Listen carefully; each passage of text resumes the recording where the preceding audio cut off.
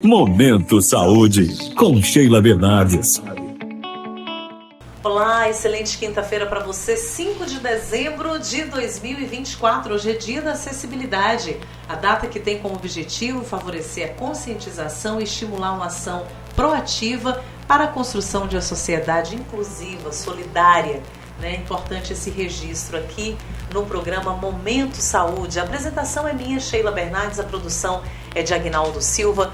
Hoje, nessa quinta-feira maravilhosa, a gente recebe o Dr. Fábio Cano, médico urologista e cirurgião geral, que vai conversar com a gente sobre um tema muitíssimo importante. Você já deve ter ouvido falar muito, inclusive por nós aqui no programa Momento Saúde, sobre a reposição hormonal. Muitas mulheres têm lançado mão dessa ferramenta ofertada pela medicina para viver com mais qualidade de vida a partir dos 40 anos. Mas e os homens? Será que os homens também podem e devem fazer a reposição hormonal masculina? É o Dr. Fábio Cano que vai nos ajudar a entender mais sobre isso. Dr. Fábio, seja muito bem-vindo aqui ao nosso programa. A gente já no clima do Natal, já de fechamento de ano, mas de olho na saúde também. Com certeza, Sheila. Muito bom dia, muito obrigado mais uma vez. É uma honra sempre estar aqui, trazendo sempre muita qualidade em informação a respeito da saúde, principalmente aqui na área que eu atuo, que é a urologia. E a reposição hormonal também é um tema que a gente deve trazer à tona, porque existem benefícios, mas também deve-se tomar muito cuidado e sempre realizar esta reposição sob a orientação de um profissional habilitado para ter um melhor resultado também. Qual a importância dos hormônios no nosso organismo? O que eles fazem? Às vezes a gente vê uma pessoa que está com o humor alterado e a gente escuta uma outra dizer: olha os hormônios dele hoje os hormônios dela hoje tá lá em cima. Como que os hormônios agem no organismo humano? Os hormônios, eles tendem a atuar em todo o organismo como um todo, em todas as faces. É importante a gente manter níveis que a gente chama eugonadais, que são níveis fisiológicos. Em termos técnicos, a gente fala que níveis normais para aquela pessoa. É claro que existem as indicações, conforme apresentando sintomas também. Não seria apenas alterações laboratoriais, mesmo porque não é só a medicação que a gente utiliza como forma de melhorar o padrão hormonal daquela pessoa. Existem modificações do estilo de vida que é importante a pessoa também ter em mente, que não é só o remédio que vai trazer resultado. Inclusive essa questão do estilo de vida tem ganho muito espaço. A gente recebe aqui profissionais de saúde de mais diversas áreas e todos eles falam sobre essa questão do estilo de vida. As coisas mudaram muito e no nosso dia a dia você percebe que para você abrir o portão da sua casa, você não precisa mais sair do carro, sair do veículo para abrir o portão da sua casa. Você faz isso com a ajuda de um controle remoto. Para ligar uma televisão da mesma forma, para acionar um ar-condicionado da mesma forma. Até as cortinas agora de casa, você já pode abri-las e fechá-las com controle remoto. Então, as pessoas estão se movimentando menos do que antigamente. O nível de estresse das pessoas está muitíssimo elevado na correria do mundo moderno. Então, realmente, essa questão do estilo de vida tem ganho um espaço muito grande, tem sido muito discutido. E os profissionais de saúde, os médicos, têm falado muito sobre a questão do estilo de vida. Então, o bom resultado de um tratamento de saúde seria essa junção, a ajuda do medicamento, a orientação dos profissionais de saúde, mais algumas mudanças de vida. A gente poderia falar do quê? Da atividade física? Exatamente, Sheila. As modificações do estilo de vida, que a gente chama de sigla MEVs, elas são a prática de atividade física, que seja de 3 a 5 vezes por semana, de 30 a 40 minutos, que é o que é a recomendação das sociedades médicas de uma forma geral. Ter uma alimentação balanceada, bem regrada, sempre que possível sob uma orientação de um profissional, uma nutricionista, se for o caso. Uma boa qualidade do sono, que isso daí envolve controle do estresse também. né?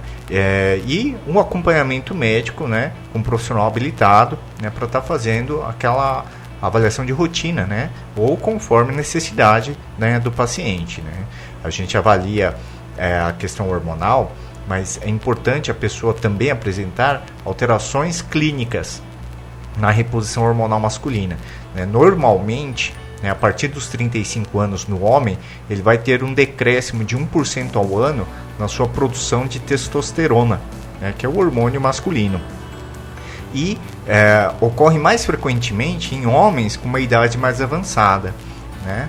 Essa questão da reposição, né, a gente analisa sinais e sintomas e alteração laboratorial, né? Se aquele homem, né, que vem por um exame de rotina, mas ele está bem clinicamente, não tem sintoma algum, como fadiga, irritabilidade, né, diminuição dos pelos, né, cansaço excessivo, né, queda da libido, apresentando até quadros de disfunção erétil, tá? Se ele tem uma alteração laboratorial, ele não há necessidade de reposição hormonal.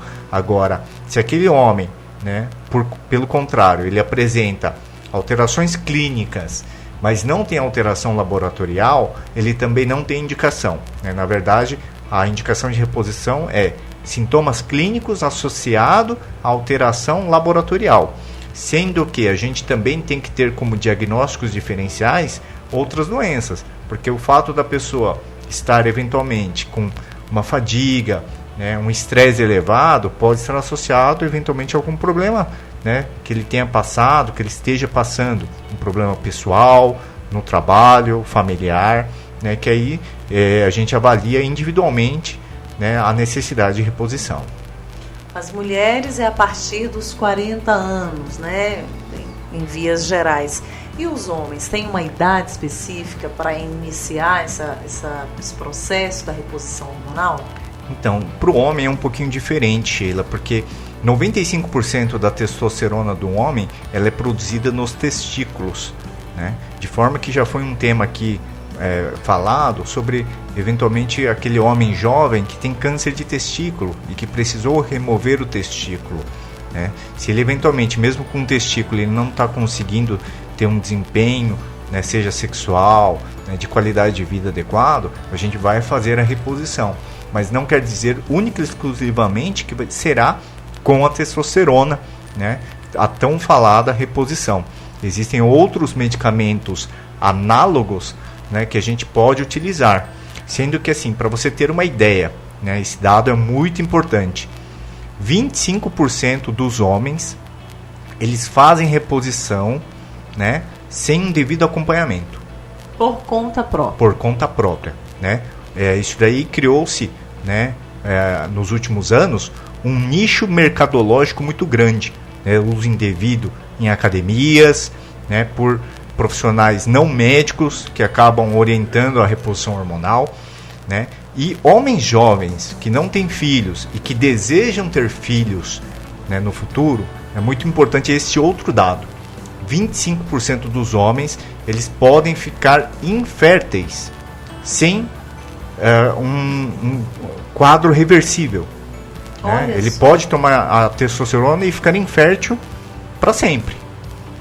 Então é importante um acompanhamento, né? Porque aquele homem que está tendo necessidade de reposição, né, ele vai fazer uso de outro medicamento hormonal, não a testosterona, né? Então é muito importante enfatizar isso, porque muitos homens fazem uso inadequado, né? E depois tem consequências graves. Exatamente. Aí às vezes acaba, né, querendo engravidar, já está ali 1 ano, 2 anos, e aí só depois vai procurar um médico. E aí quando a gente analisa, né, criteriosamente, né, ele fez uso, né, indevido de testosterona, né? Existem outras causas também, né, como a cachumba, uso de drogas ilícitas que também podem causar infertilidade, né? Mas focando no homem que faz uso indevido da testosterona, né, é importante enfatizar esse dado, que ele pode ficar infértil, né, sem reversão, né, mesmo com terapia, né, que a gente fala, né, a famosa TPC, que é terapia pós-ciclo de testosterona. Então, pacientes que tiveram tumores na próstata, pacientes obesos, Pacientes muito estressados podem ter, de repente, a necessidade da reposição hormonal mais antecipada do que outros pacientes? O câncer de próstata em si, na verdade, ela é uma contraindicação ao uso, né? Então, assim, existem algumas contraindicações, né? Uma delas é aquele paciente que está com câncer de próstata. O câncer de mama em homens, ele tem uma predisposição muito baixa, menos de 1%. Né? Existem outras causas, aqueles homens que têm um problema cardiológico, uma insuficiência cardíaca congestiva, grau 4, né? Isso daí um cardiologista ele pode estar explicando melhor, que ele vai ter dificuldade de realizar pequenas atividades, né? Que vai dar falta de ar, desconforto respiratório, né? Pacientes que tenham câncer, né, de próstata, não podem fazer reposição hormonal, né? Ou existem algumas contraindicações relativas também. Aquelas pessoas, por exemplo, que têm a apneia do sono. Né? Aquelas pessoas que vão dormir, às vezes acordam no susto, né, porque eventualmente a língua caiu, né, ou a pessoa está muito acima do peso, né, acaba tendo quadros de insônia, dormindo mal, né, e às vezes precisa fazer o uso do CPAP. Então é uma contraindicação relativa. Né? Homens que têm alto risco de desenvolver câncer de próstata, e aqueles homens que não têm câncer, mas que eventualmente, né, tenham familiares de primeiro, segundo grau com câncer de próstata, também é uma contraindicação relativa. Né? Então tem que ser analisado criteriosamente pelo médico urologista se ele pode ou não fazer a reposição. Dá para fazer por conta, porque pode ter consequências aí muito ruins, né?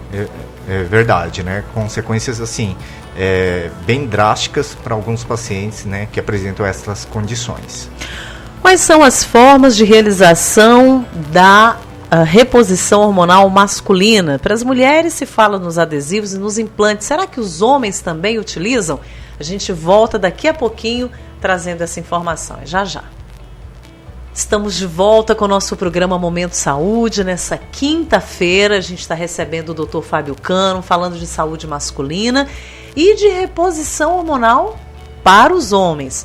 Para as mulheres a gente discutiu muito, inclusive aqui no programa, em outras oportunidades, a questão dos implantes, né, que tem diversas falas a respeito dos implantes para as mulheres, e a gente queria saber para os homens como que ocorre essa reposição. Seria através de adesivos, implantes, géis? O que é utilizado com a prescrição médica para a realização da reposição hormonal, doutor Fábio? Essa é uma excelente pergunta, Sheila, porque assim, a reposição hormonal já foi tentado de diversas maneiras, né, as formas de repor o hormônio no homem. Na verdade, não existe, a melhor forma, né, para determinado paciente. Na verdade, vai ter a melhor reposição que aquele homem vai se adaptar. Né? Já foi tentado reposição por boca, através de comprimido, só que hoje em dia a gente não utiliza mais. Tá?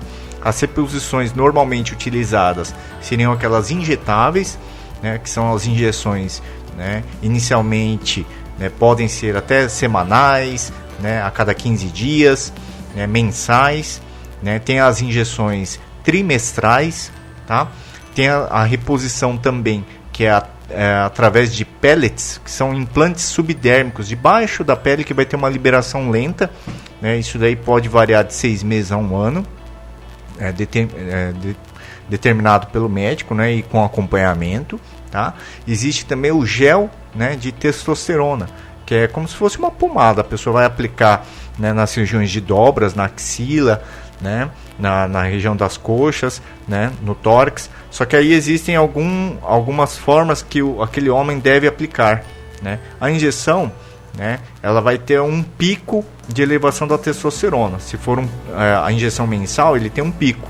Só que esse pico ele chega ao topo máximo e vai depois ter um decréscimo, né? Vai começar a diminuir a reposição. Né? O homem vai ter os sintomas relacionados ao efeito rebote da testosterona.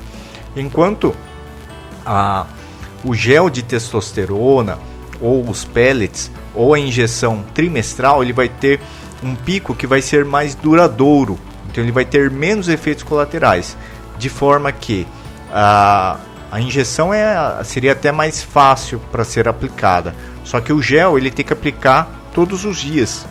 né, com a pele seca e não pode abraçar ninguém ou colocar a roupa antes, até que tenha secado, né, o gel, porque ele pode passar o hormônio, né, por exemplo, se o homem passou o gel, vai abraçar a esposa, ele pode passar e a mulher, né, fazer reposição ao mesmo tempo. Olha só que curioso.